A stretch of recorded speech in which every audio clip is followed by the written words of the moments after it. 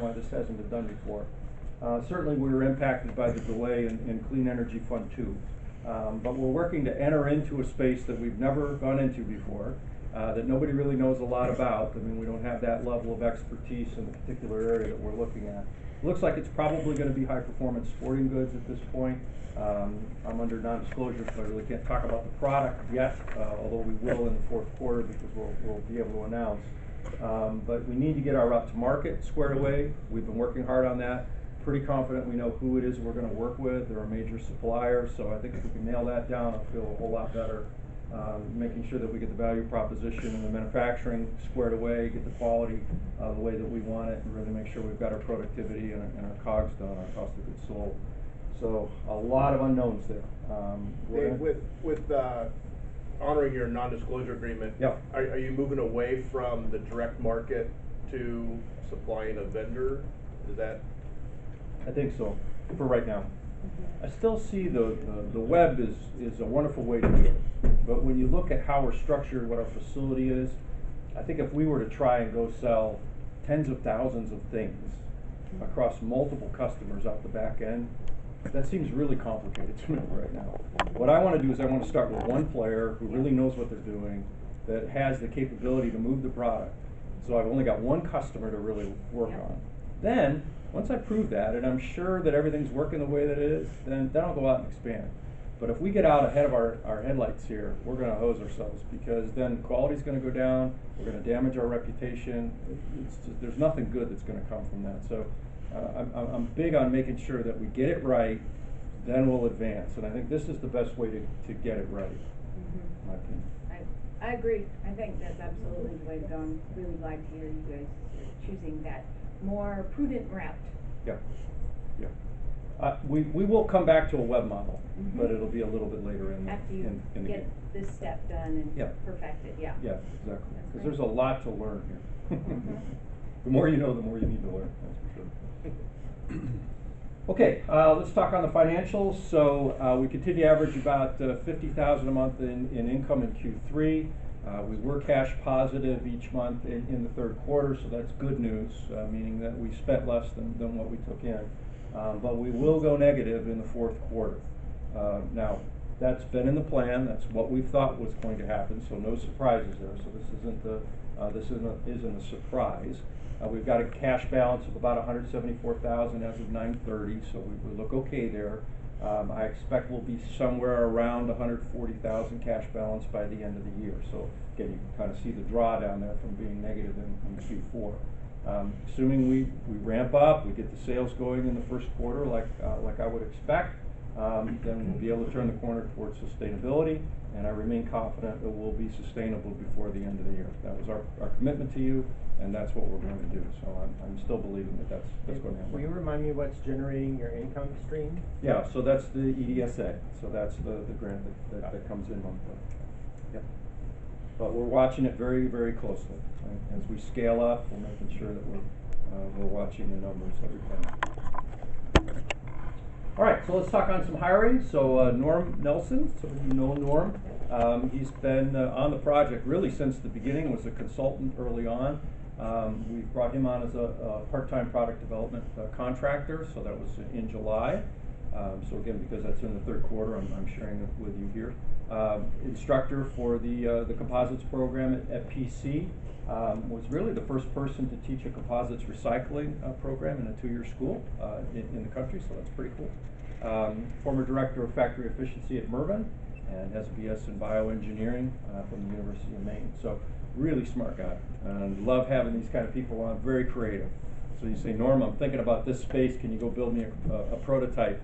The next day you got a prototype. It's that kind of a person, which I really, really appreciate. And if he doesn't have a tool, he knows how to build it. So these are the kind of people that you need. I think one of the core competencies that I believe we're going to have is the ability to rapidly prototype. And that's where I think we can have some effectiveness versus maybe larger companies that have a longer cycle to be able to get stuff out. I think we can make things quickly. And I think that's going to help us as we go out and try to explore markets. So Dave, what's his title? He's product development. Okay. Yeah, so he's a contractor, not on Okay. full-time at this point. Yeah. Okay. Hope to at some point, but yeah, for right now, he's just really helping us with getting this product together. And then Guy Hauser, Guy is going to be our Director of Engineering, actually starts tomorrow. So this is our latest hire, 26 years of engineering and project and business management. A lot of specialized expertise in composite materials and product development. He was the lead instructor for the composites program at the Olympic College in Bremerton. BS and MS in mechanical engineering from the University of Wyoming and his MBA from UW, so go Dogs. Holder of 9 US patents and 2 European design patents. So really, really happy to get him. He's good. I mean, he is known in the industry, and for us to pull him and bring him over here is really a win. Wonderful talent, I think. And he lives in Bainbridge Island, so he's going to be relocating to his area, from Bainbridge over to PA. So he and his wife will be coming in 2017. So again, getting a nice talent to be able to move here and be part of our economic development, I think is a big score for us. So really, really excited for him. Does he have direct manufacturing experience working Yes. on? Yes. So he worked in a number of different places. I didn't obviously list them all here, but yeah, it's had a lot of experience, and then most recently a consultant working with a number of different companies. Okay. Yeah. So he knows how to scale. He knows a lot on going from blueprints up, and he's ISO certified, so he knows how to take you to ISO. So both he and I have expertise in that area, so I think that will really help us to make sure that we get our ISO certification, but also that we get our process lined up right. Mm-hmm. So it's one thing to make a prototype and have everybody excited about it. It's another to make thousands of them and make them all the same. And that's two very different things. And make the reliability and the efficiency and the Absolutely. predictability. Absolutely, yeah, for sure. Same, yeah. So he's really going to help us in the scale up. So this was an important ad. I mean, there's a lot of positions we could fill, but really believe that this was the most important one that we needed right now. Long before we started to bring on people to actually produce, he's really going to help set the process. So he's commuting now, then, from Bainbridge? He is, yeah. He'll be here a few days a week, and then he'll work remotely for the other days of the week as he scales up. And he's finishing up some stuff, so he's going to be part-time for a little bit. By November, he'll be full-time. Okay. Yeah, with us, which would be great.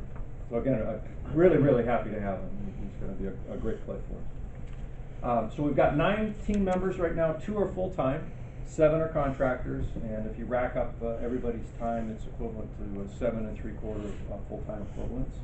So we're scaling, which is good. We do have an open position for a part-time bookkeeper accountant. It's posted on Indeed.com and on our website. So if you do know of anybody that might have an interest in something like that, please relay that on. We're looking for some good talent there. I do expect probably another 2, maybe 3 full-time employees to be hired by the end of 16, and then possibly 4 to 6 in the first half of the year as we again start to scale up and move into production. All right, so let's talk about some of our deliverables. So we talked about moving into the building, so that's a code green. The CEF2 is a code green. We had the ribbon cutting, so that's green. IACME is going well. Again, that's the research arm from the Department of Energy. So we've gotten agreement on the funding. I haven't seen the funding yet, so waiting to get the funding before we can go and actually hire the people. But it's all lining up. I would expect at least a little bit of money by the end of this year, and then the rest of it will come in the first half of next year. But that's exciting. That'll allow us to go out and not only hire some people, but I think a chunk of that research really going to help us on the process side, so it'll be a win-win there. We've been working hard on the back office stuff and getting all our policies and procedures set up. We did hire Guy as the engineer and Norm in product development roles, so those were the 2 targets that we had for the 3rd quarter, so that's done. And we did complete our first prototype. We've been out in the market with that. I've personally been out talking with some customers on it. It's exciting. I think they're encouraged. But like I said earlier, it's a lot different to go from a prototype up to reality. And so we've got some additional work to do to scale, but it's getting there. The thing we didn't get done was the route to market. We had hoped to really get that completed in Q3. We did get it started, but we didn't get it signed, so that's why the non-disclosure. So assuming we get that signed, I'm meeting on that this week, as a matter of fact, so I remain hopeful that within the next month we'll get it complete, and then we'll be able to announce and talk more freely about it. Dave, can you share that number 4 was Yep. the established IACME R&D effort? You Yes. described some amount of funding that'll be coming, can you characterize that, contract or agreement? Yeah, so I would expect, at least in the first phase, we're probably gonna get about maybe $100,000. Coming right behind that should be roughly maybe 300,000 or 400,000. Okay. So there'll be a few phases to this particular agreement. Still in discussion on exactly what the work is going to be, but it will be probably in the equipment side of it. So they're looking for us to build a piece of equipment according to some particular specs. So that's another thing Guy will help us with, as well as Norm. So the good news is, assuming we do that, we get full access to that gear, and it will be used in our production. So it's almost like we're getting paid to produce a piece of equipment for ourselves, Right. which is pretty great. Yeah. But we get to share it, of course, out with the broader community, and it goes back to that kind of collaborative effort, because a lot of people are going to need this particular piece of equipment, we think. So. That's terrific. Yeah, it's a good win-win, it's a good way to do it, it's a good way to build that community. And so, just so our county commissioners understand, Yeah. IACME is that national association that's Correct. received $15 million annually for 5 years from the Correct. federal government. Correct. One of the things they had to achieve was progress in recycling of composites, carbon fiber, and they didn't have the capacity internally to do that, so they have contracted with the Composite Recycling Technology Center to do that work for them. So this is, outside money coming into our county, Yeah. Which wouldn't have occurred again had this CRTC not been established. Yeah, well said, no doubt. And the other thing that's neat is we are now part of IACME, and we're actually their West Coast operation. Yeah. So not just this, but future funding can come in our direction as well. So, That's fabulous. again, I think research could end up being bigger than product. That's my belief, if we do this right. And there's nothing wrong with that. I mean, that's a great opportunity as well. I think, again, you'll see three pieces to the puzzle. You'll see the research side, you'll see the product side, and you'll also see our ability to take material, chop it, and sell it to others for their usage in spaces that we're not participating in. So I think that three-pronged approach is probably going to be the best way to try to play this. All right, so let's talk about Q4. So we'll finalize on the build of the product. We'll finalize on the route to market, get that business agreement signed. We'll get our CEF2 money in and get that equipment purchased and get installed. We'll get our workflow up. We'll get our QC system up and working the way that we want to. Probably sometime next year we'll start to apply for ISO 9001 would be my expectation. We need to get a line of credit. We've been talking with banks around that. Again, with CEF2, that's a refund. So we have to buy first, then we'll get reimbursed after we've paid for it. So we've got some banks lined up to be able to do that, but that needs to get executed, so we're in the midst of that. We need to scale up on the research around the IACME that we just talked about, make sure that we've got that lined up and ready to go, and then look on to bring the new employees up for the launch. And then we've got 4 specific things relative to the EDSA deliverables. We are pleased to say we're on track. I think we showed you in the third quarter that we had done everything that we had committed to doing. These are the remaining 4 things here for this year. It's to report on the state of the CF recycling worldwide. So Bob and I are working on that. We'll come up with a summary for you here in the quarter. Talk about the local economic development from the work that we've been doing. So we'll summarize around that. Get approval for the 2017 EDSA agreement with the port, so that we're clear on expectations for 17, and then certainly inform the commissioners here of any of the reports to the DOC regarding the CEF2 funding. So the good news on CEF2 is that we have gotten the formal letter, you've seen the formal press release, so it's happening.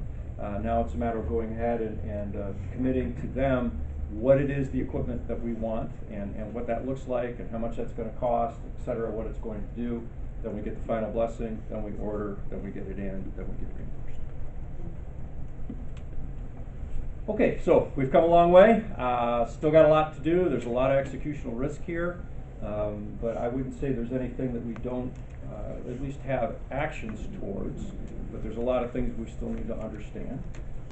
Launching the first product is absolutely critical so that we get cash flow coming back in and get positive, and ramping up our R&D is certainly going to help us fuel some new opportunities, I'm confident, for 2017. So with that, I will open it up for questions. Are you getting